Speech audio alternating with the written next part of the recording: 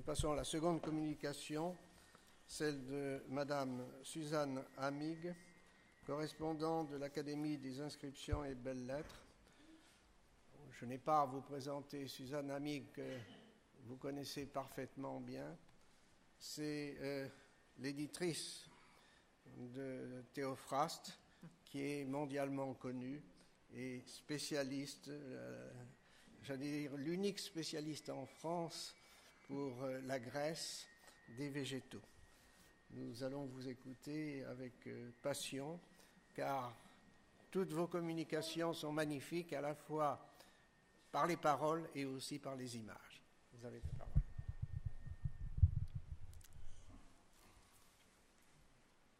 À vouloir faire entrer mon sujet dans les limites strictes d'un colloque intitulé « La Grèce dans les profondeurs de l'Asie », je devrais me borner à évoquer les plantes et les produits végétaux que les Grecs découvrirent quand certains d'entre eux, soldats, commerçants ou savants passionnés de découvertes nouvelles, quittèrent les rivages méditerranéens pour pénétrer au cœur de l'Asie.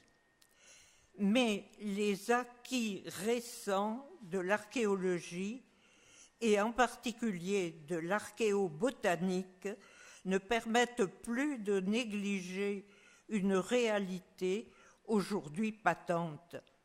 Sous la forme de ces produits végétaux, l'Asie s'est introduite, sinon toujours jusqu'en Grèce, du moins dans le Proche-Orient méditerranéen, bien avant que les Grecs n'aillent observer dans leur milieu naturel les plantes asiatiques les plus originales ou les plus utiles.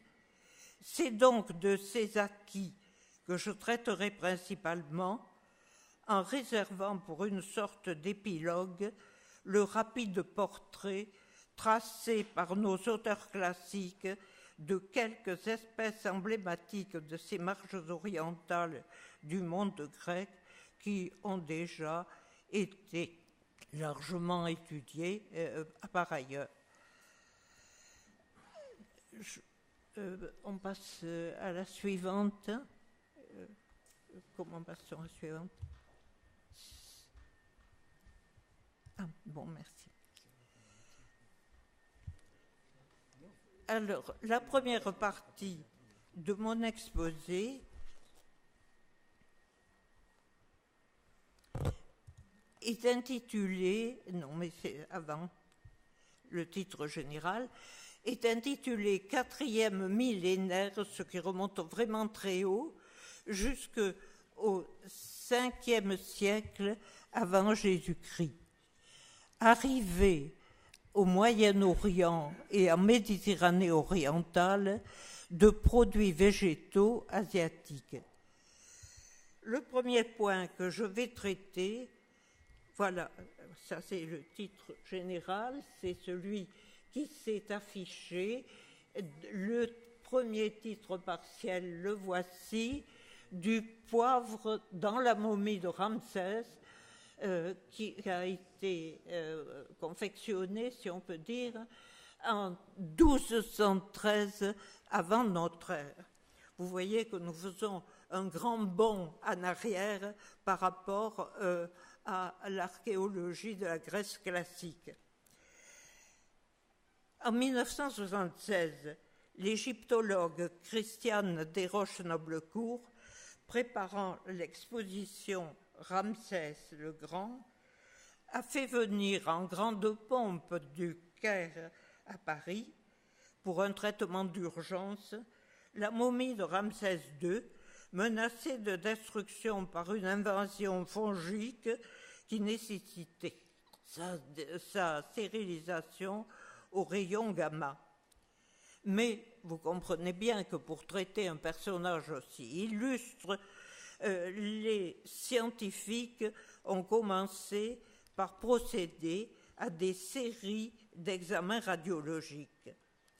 Et ceux-ci ont révélé dans le nez du souverain de nombreux corps étrangers ronds et noirs. Sur la radio, évidemment, ils apparaissent ronds et blancs, mais vous voyez leur grand nombre dans le nez de cette momie.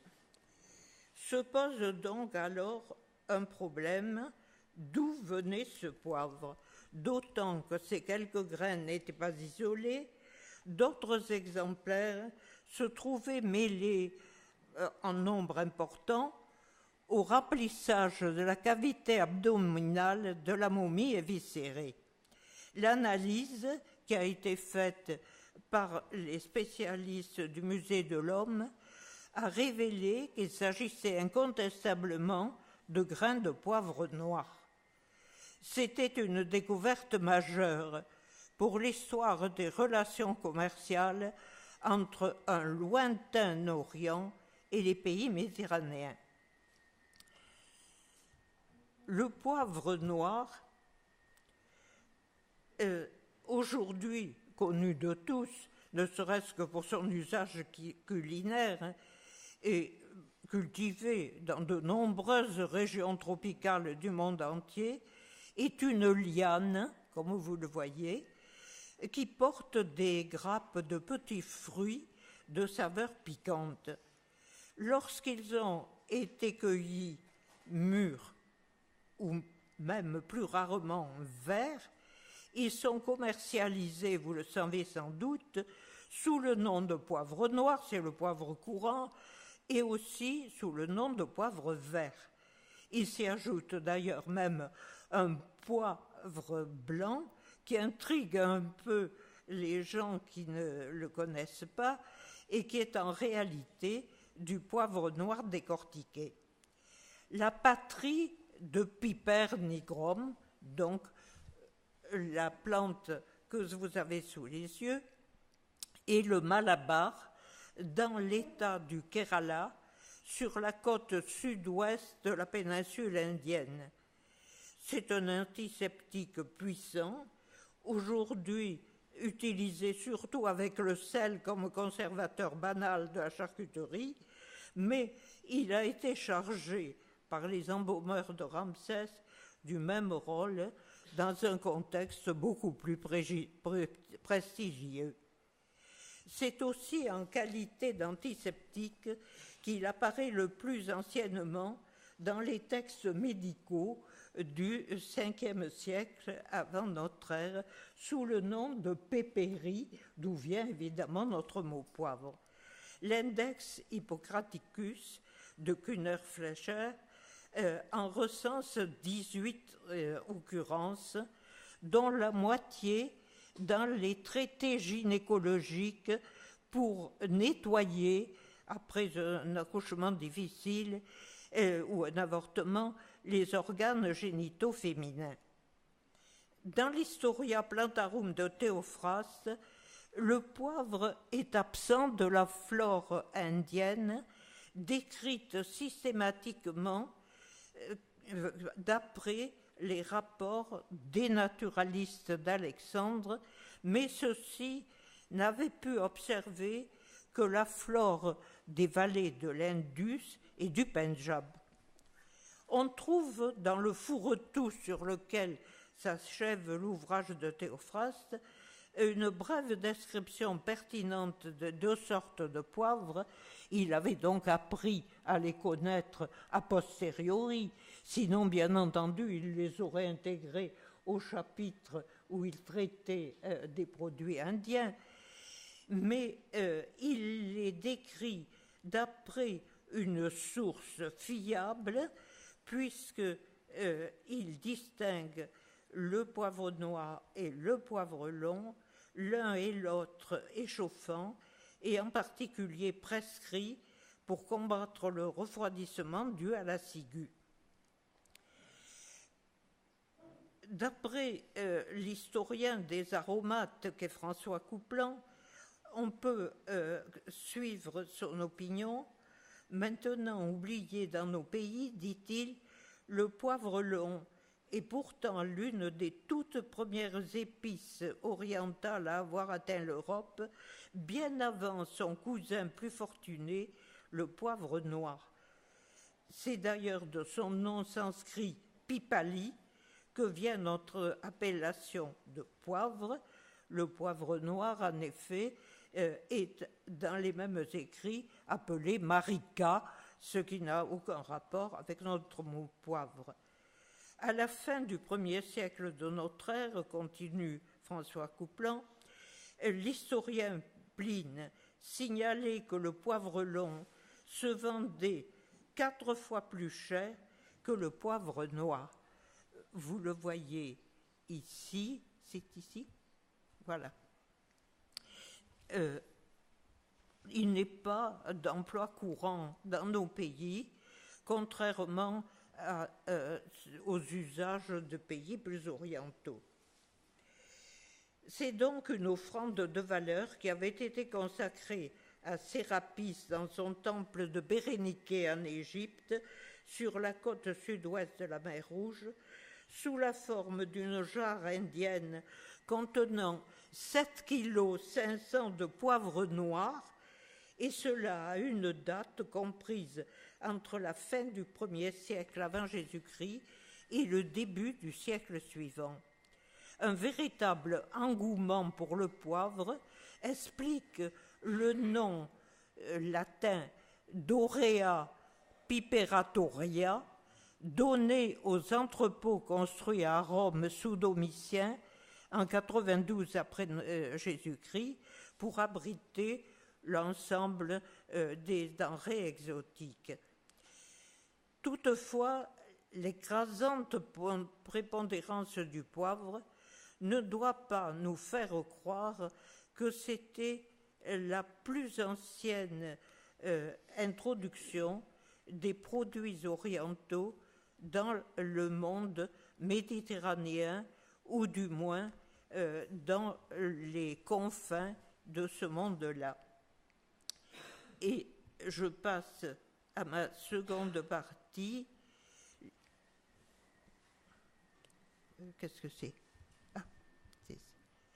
Les aromates du bout du monde, clous de girofle et noix muscade. Le clou de girofle, vous le savez sans doute, est le bouton floral du giroflier, et la noix muscade, le noyau du fruit du muscadier, 2 arbres qui sont étroitement liés par leur patrie commune, limités à 2 petites îles de l'archipel des Moluques. C'est ça? Voilà. Non, on a été trop vite. Voilà. Voilà l'archipel des Moluques qui est vraiment un bout du monde. Vous devez voir tout à fait en haut et à gauche 2 noms, ceux de Ternate et de Tidore. Ce sont 2 îles minuscules, absolument minuscules, à l'ouest d'Halmahera, qui sont le seul endroit du monde où ces 2 arbres sont autochtones. On a longtemps pensé qu'en raison d'un tel éloignement du monde méditerranéen, il était exclu de pouvoir reconnaître ces aromates dans nos textes grecs ou latins. En fait, le voyage de ces aromates n'était pas inconcevable. Attendez, voilà. Une carte d'Indonésie vous permettra de mieux situer. Nous sommes ici, à droite, à la limite de l'océan Indien vers nous et de l'océan Pacifique de l'autre côté. Vous devez repérer les petites îles dont je vous parlais. Il y a peut-être une flèche lumineuse qui s'est égarée quelque part.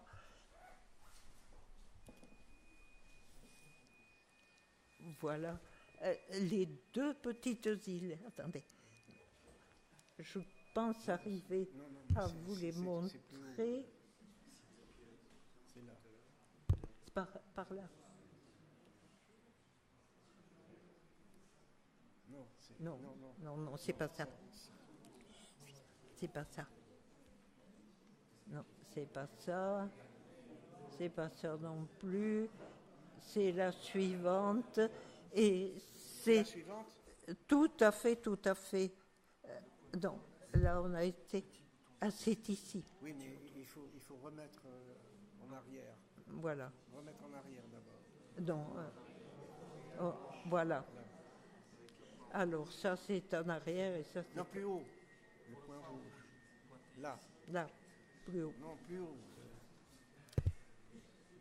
J'espère arriver à les situer. Non, vraiment, je ne suis pas douée pour cet exercice. Je vous prie de m'en excuser. Voilà.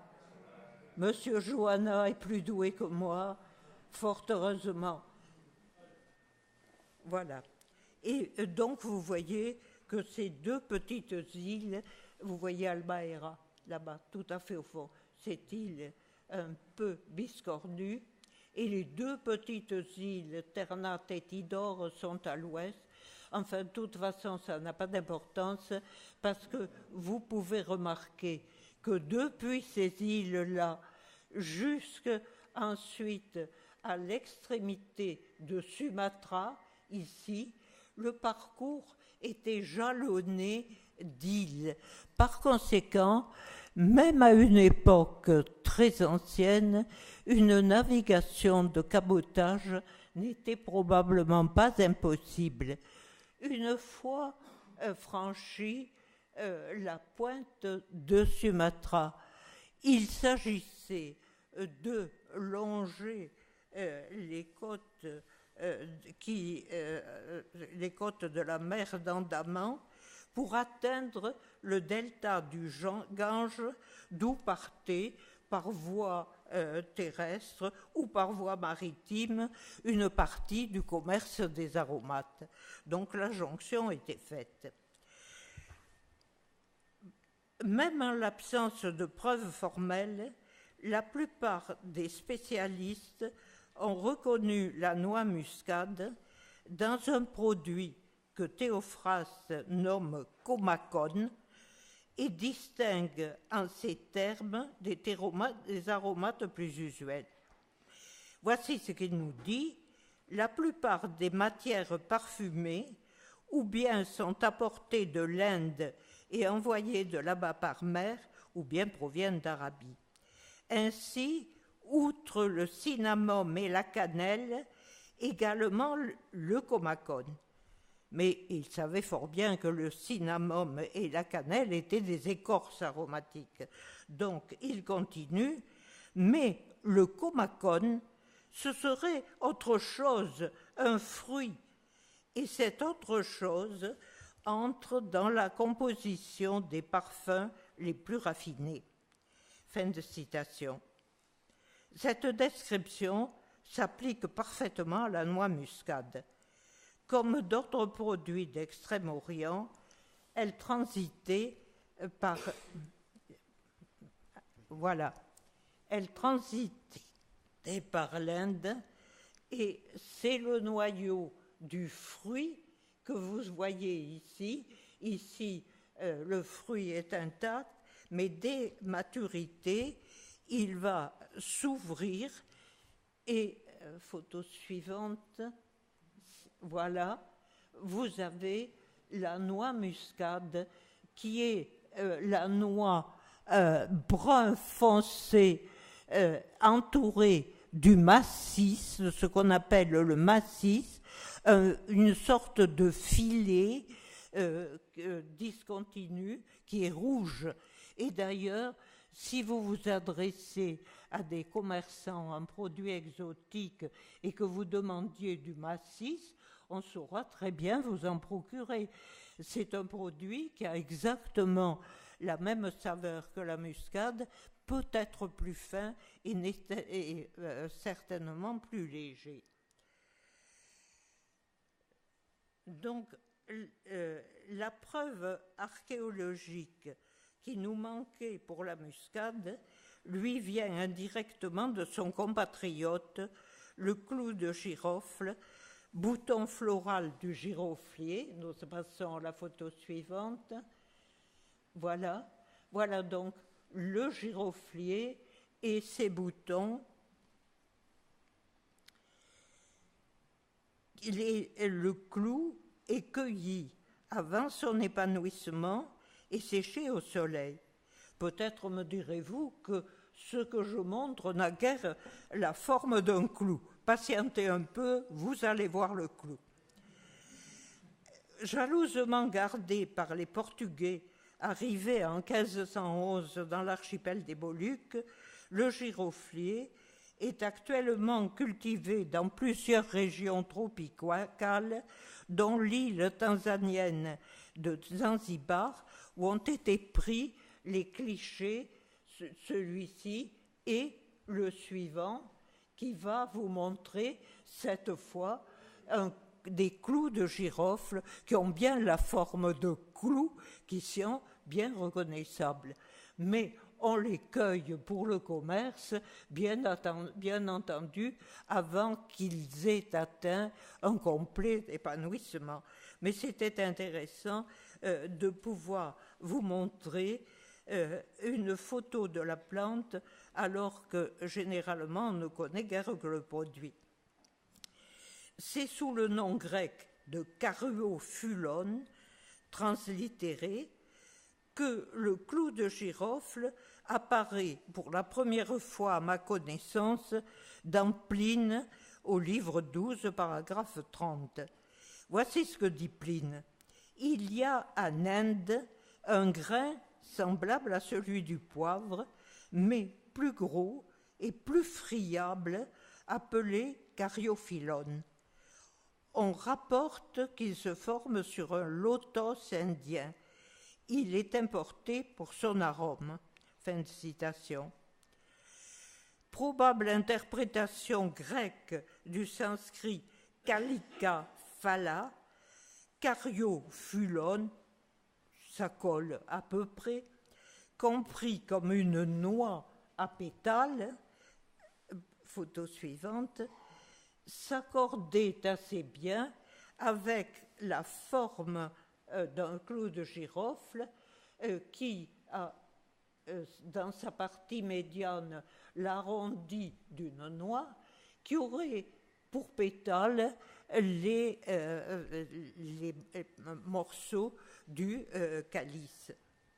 Donc, on peut tenir, je crois, pour cette introduction, certaine à l'époque de Pline, c'est-à-dire au 1er siècle de notre ère.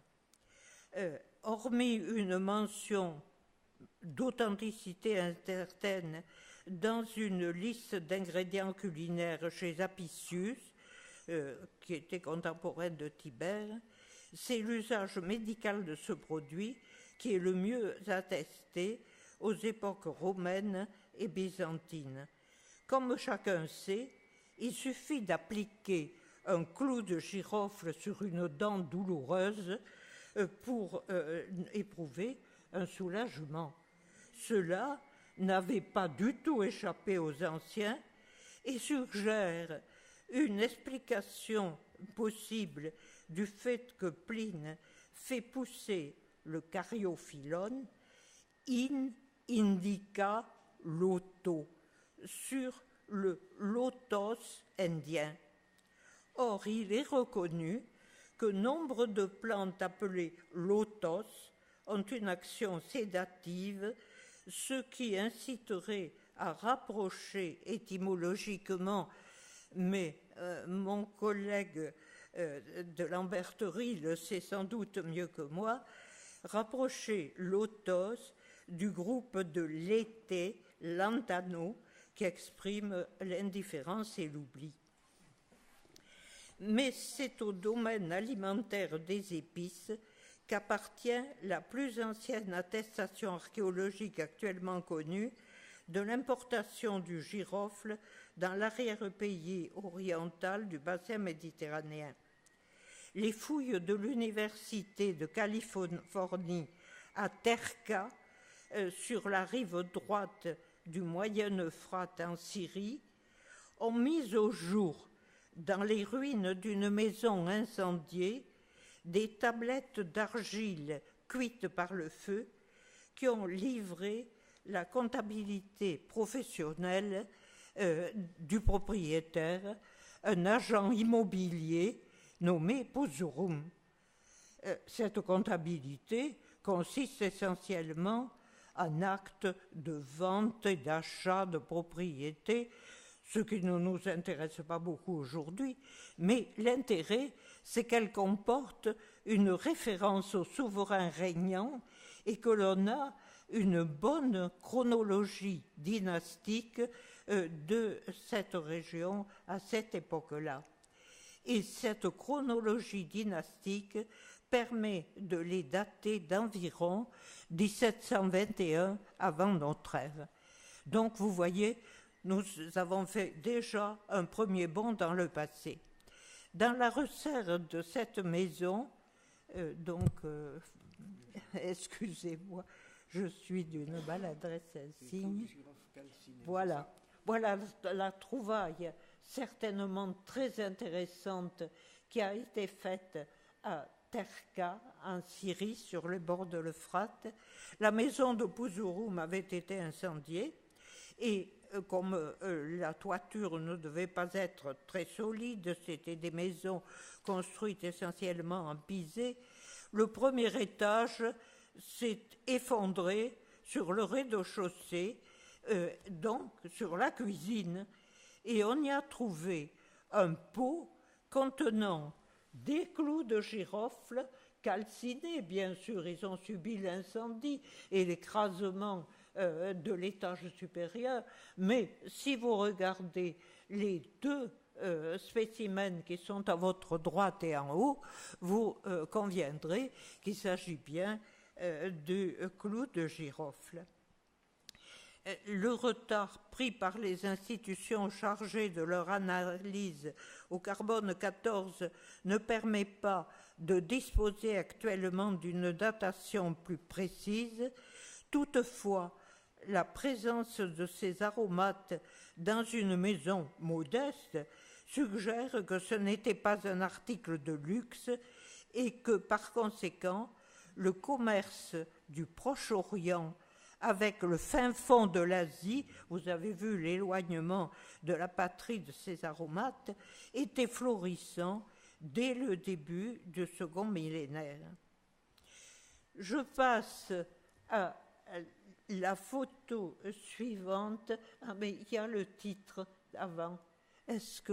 Voilà, du Turkestan chinois à la Méditerranée, le voyage de l'abricot et de la pêche.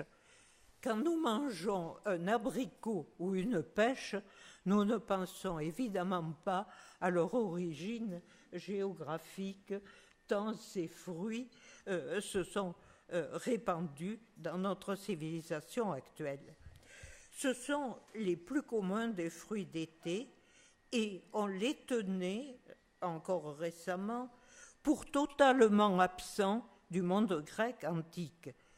Dans l'ouvrage classique de Zohari Oft sur l'histoire des produits végétaux, les auteurs les mettent sous l'étiquette de late commerce, ceux qui sont venus tard, mais maintenant il a fallu apporter des correctifs à cette vision. Après quelques vicissitudes de nomenclature, l'abricotier porte aujourd'hui le nom d'Armeniaca vulgaris et le pêcher celui de Persica vulgaris. Le choix des botanistes a été un bon choix parce que Armeniaca et Persica évoquent l'itinéraire des caravanes qui les ont apportés de l'ouest de la Chine, où ces deux arbres poussent à l'état sauvage, jusqu'en Perse d'abord, et en Arménie, d'où il paraît assez naturel qu'ils aient atteint très tôt le bassin méditerranéen. Les textes grecs ne nous sont pas de grand recours sur ce point, du fait que tout fruit plus ou moins sphérique peut y être appelé melon, pomme. Et s'il provient d'Orient, il est qualifié de persicone, que la Perse soit son pays d'origine ou de transit. Ainsi, le cédra, qui est indigène en Indo-Malaisie, est parfaitement reconnaissable dans la pomme de Médie ou de Perse, to melon, to médicone et to persicone de Théophraste. Mais il ne peut pas s'agir du cédra dans ce qui nous intéresse, car Théophraste dit avec raison qu'il ne se mange pas. Et pourtant, son correspondant, au IVe siècle avant notre ère, Cléarque de Sole, cité par Athénée, place des perséias entre les pommes et les poires dans la liste, malheureusement hors de contexte, de desserts d'un grand repas. Si la scène se déroulait en Asie centrale, où Cléarque accompagnait Alexandre dans les années 330-327, la proximité du Turkestan chinois, d'où le péché est originaire, permettrait de voir dans ces perséias la plus ancienne mention de ces fruits. Mais ici encore, quand les textes sont muets ou presque, c'est à l'archéobotanique qu'il faut avoir recours. En Grèce même, dans l'île de Samos, les reliefs de repas rituels pris dans le sanctuaire d'Héra étaient soigneusement recueillis et enterrés dans une fosse scellée. L'analyse archéobotanique de ces vestiges a révélé la présence de nombreux restes végétaux mêlés à de la céramique du 7e siècle avant notre ère, ce qui permet une datation. La découverte la plus inattendue fut celle d'un fragment de noyau de pêche si petit qu'il désespère le photographe. Il mesure 4 mm sur 5, mais il est bien reconnaissable, vous allez le voir sur la photo suivante, à l'aspect particulier du noyau de pêche, ce sont des saillies sinueuses. Et ces saillies s'observent sur ce tout petit fragment conservé. Comme il est exclu qu'un fruit aussi fragile que la pêche et peut être transporté à Samos depuis l'Asie profonde, depuis le Turkestan chinois, il faut admettre que le fruit consommé à l'Héraïon provenait d'un arbre cultivé à proximité, peut-être même dans l'enceinte du sanctuaire, à partir d'un noyau apporté de l'Asie profonde. L'hypothèse d'une introduction précoce au Proche-Orient du pêcher et de l'abricotier à l'origine compatriote a reçu récemment, en 2008, une confirmation éclatante des fouilles menées dans la caverne d'Arénie en Arménie, non loin du versant oriental de l'Ararat. Dans un contexte archéologique du Chalcolithique, nous sommes ici en préhistoire, ce contexte étant protégé d'intrusions postérieures par une épaisse couche de fumier et de chèvre, la caverne où on a trouvé ces vestiges avait ensuite servi de bergerie, mais le fumier, en se tassant, a créé un milieu fermé très favorable à la conservation des produits végétaux. On y a donc découvert une chaussure de cuir, la chaussure du berger peut-être, rembourrée d'herbes sèches, que l'analyse au carbone 14, qui cette fois a été rapide, a daté de plus ou moins 3500 avant notre ère. Et dans la même strate, des récipients en céramique qui contenaient, outre des céréales, des noyaux de pêche et d'abricots. Voilà la raison pour laquelle je vous montre les deux ensemble. Ils ont été trouvés ensemble dans ce pot contenant ces déchets végétaux dans ce contexte chalcolithique. Plusieurs études scientifiques de ce matériel ont été rapidement disponibles, dont la plus importante, faite par des savants arméniens, est celle où il est dit, je cite, « En dehors de l'Arménie, il existe des données qui désignent les régions montagneuses du Proche-Orient comme un foyer important de domestication de divers arbres fruitiers. Toutefois, jusqu'à maintenant, il n'y avait pas de vestiges pour éprouver la validité de cette hypothèse. La connaissance de l'usage précoce et de la culture de fruits tels que l'abricotier, Armeniaca vulgaris, la pêche, Persica vulgaris, et de fruits à coque comme la noix, en particulier, est faite encore de pièces et de morceaux, mais Arénie 1, c'est le nom du site archéologique, met en lumière leur usage précoce. Au regard de ces découvertes qui nous reportent si loin dans l'espace et dans le temps, l'expatriation d'espèces ou de produits végétaux asiatiques dans l'Orient méditerranéen, le contact primitif que les Grecs prirent avec la flore de l'Inde paraît presque banal.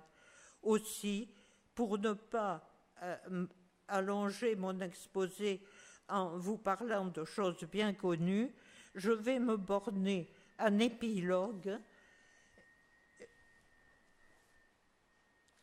à évoquer rapidement au IVe siècle avant Jésus-Christ ce que des Grecs ont observé comme plantes asiatiques dans leur milieu naturel. J'ai choisi 3 exemples, ce sera suffisant. Le représentant le plus spectaculaire de la flore indienne est sans contexte le figuier des Banyans. Ce figuier, c'est ça? Voilà. Voilà. Le figuier d'Inde dans son milieu naturel, comme on peut l'observer actuellement au Sri Lanka. On a pu dire qu'un seul arbre forme une forêt, ou encore, pour reprendre une expression heureuse de Pline, qu'il est perpétuellement son propre héritier, puisque des branches descendent des racines qui vont s'enfoncer dans la terre et assurer la survie de l'arbre.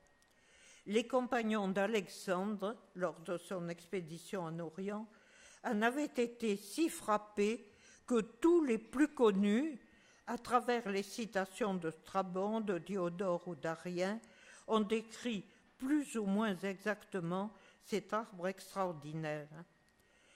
D'après une source anonyme bien informée, Théophraste en donne le produit suivant que je vous cite parce qu'il est exemplaire de précision. Le territoire indien possède ce qu'on appelle le figuier d'Inde qui, chaque année, émet de ses rameaux des racines pendantes.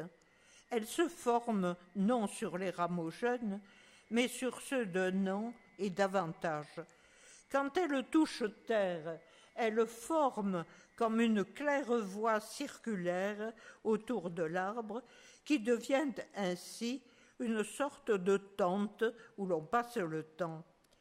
Les racines en formation se distinguent parfaitement des pousses car elles sont plus blanches, tortueuses et généralement dépourvues de feuilles. L'arbre porte vers le haut une frondaison opulente, sa silhouette générale est bien arrondie et sa taille fort élevée. Son ombre s'étend, dit-on, sur 2 stades, ce qui fait environ 360 mètres. Cela permet de comprendre que l'ombre du Banyan était dès l'Antiquité et reste encore le lieu de vie des villageois indiens. Mais c'est le riz, c'est le riz qui a, vous le savez parfaitement, pour tous les peuples du sud-est asiatique, une importance vitale. Cette importance a déjà retenu l'attention des informateurs de Théophraste. Les Indiens sèment surtout ce qu'on appelle le riz, et je vous donne le nom grec, to kaloumenon oruzon. La prochaine fois que vous achèterez ou que vous mangerez du riz, vous penserez peut-être à l'étymologie ancienne que Théophraste avait su recueillir. Ils en font leur bouillie. Celle-ci ressemble, non, celui-ci, c'est le riz, ressemble à notre amidonnier et une fois mondé, on dirait du gruau, mais il se digère bien. Il pousse la plupart du temps dans l'eau, il s'épanouit en formant non un épi, mais une panicule. Théophraste était botanique, pour lui une panicule ce n'est pas un épi, et il a raison. Pour terminer sur l'évocation pittoresque de l'espèce encore anonyme en grec, qui est pour nous le bananier, voilà, le bananier, vous le connaissez.